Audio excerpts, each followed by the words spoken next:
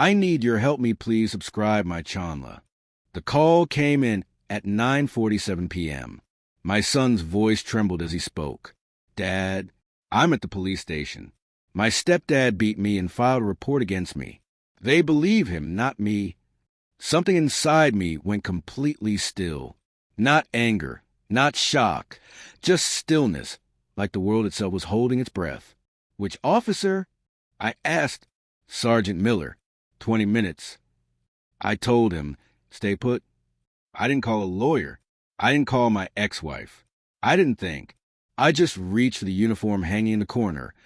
Creased, pressed, ready for a battle I thought I had already fought. When I walked to the glass doors, the smell of sweat and cheap coffee hit me immediately. Every eye turned. Some recognized my face.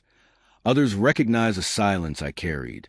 Sergeant Miller looked up from his desk, and I saw it instantly. Fear before recognition. Captain, he stammered. I didn't blink, didn't breathe. 15 minutes with his stepdad. That's all, I said. And that's when his hand started to shake. The story was simple. My ex-wife had remarried. A man who smiled too easily, whose laugh was just loud enough to hide something. He had been playing father, pretending to protect, while I worked double shifts to support the life he pretended to create. Now, he was accusing my son of assaulting him. My son, quiet, obedient, the boy who still apologized to furniture when he bumped into it. The officer's report labeled it aggressive behavior. I read it twice. It felt like reading my own obituary.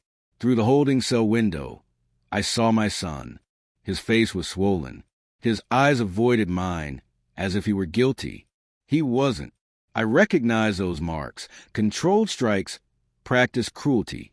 The kind that leaves just enough evidence to make the victim look guilty.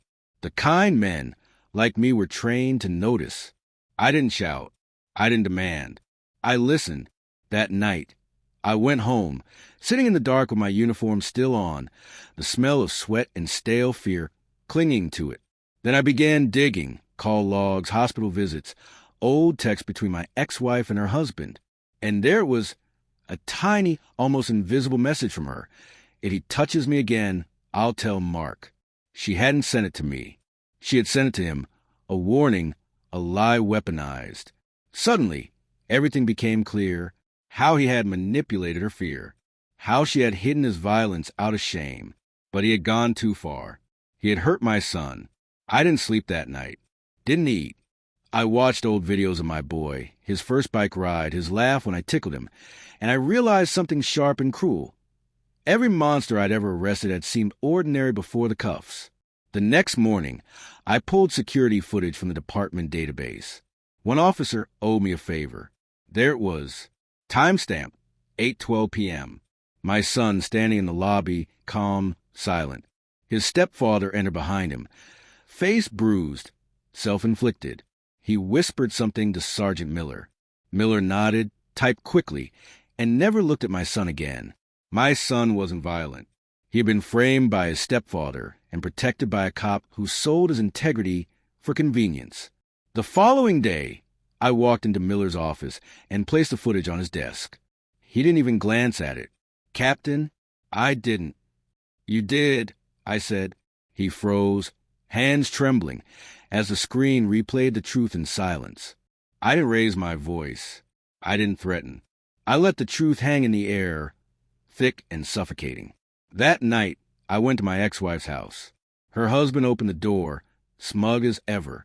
The expression disappeared when he saw me in uniform. Mark, look, I know, I said quietly. You hit my son. You lied. You made him into the monster you are. His throat tightened. Words failed him.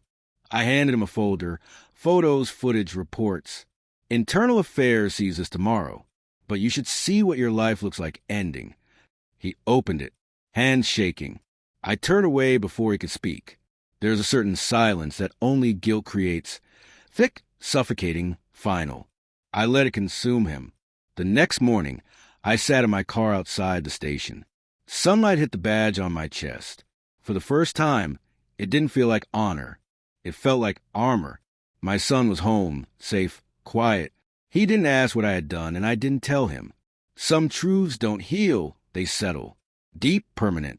Looking in the rear-view mirror, I saw my own reflection. Calm, unreadable, the kind of man I had spent my career hunting. But this time, the monster wore my face, and I didn't feel a thing. Thanks for watching. Don't forget to like, share, and comment. Subscribe to Cheating Stories Insight World for more gripping stories.